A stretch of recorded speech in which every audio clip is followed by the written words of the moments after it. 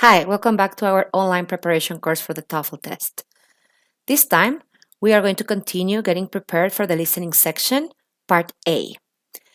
In previous videos, we learned how to construct negatives, and also we learned about double negatives, okay? In this model, we are going to be focusing on almost negatives. What is that? Have you ever seen these words? Barely, rarely, hardly, scarcely, seldom? Okay, yeah, these are weird words. Well, let me tell you that these words are considered almost negatives. Why? Because when they are used, the meaning of the sentence is not 100% negative, but it is almost negative. Okay? Don't worry, we are going to talk about it a little bit more. Okay? So, this is what we are going to be talking about. So, if you are ready, let's start. As I already mentioned, we have these words that are not exactly negative, they are almost negative.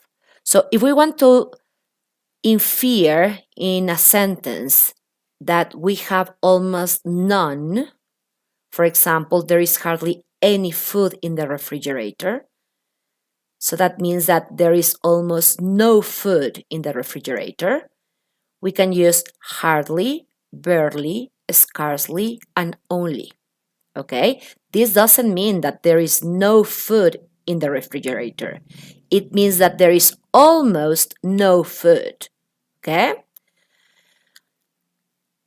If we want to say that something almost never happens, for example, he rarely drives to work, right? We can use rarely and seldom, okay? So again, it doesn't mean that he doesn't drive to work. No, it means that he rarely drives to work. It means that he almost never drives to work, okay?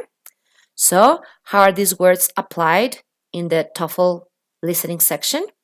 We have a conversation. On the recording, you hear, were you able to pay the electric bill? I had barely enough money.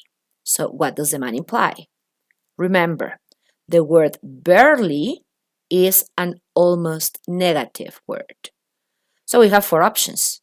A, he had plenty of money for the bill. B, he did not have enough money for the bill. C, he paid the bill but has no money left. And D, he was unable to pay the bill. Okay, so think for a while. What is the correct answer? Okay, so we can determine that the answer is letter C. He paid the bill but has no money left. Why? Because he answered, I had barely enough money. That means that he paid the bill but doesn't have any money left. Okay? So you have to be very, very careful with almost negatives at the moment that you are answering section A of the listening test. Okay, so now go back to the binder. There is a very interesting exercise related to almost negatives. And then go to the practice section and put in practice the skill. Okay, so see you next time. Bye-bye.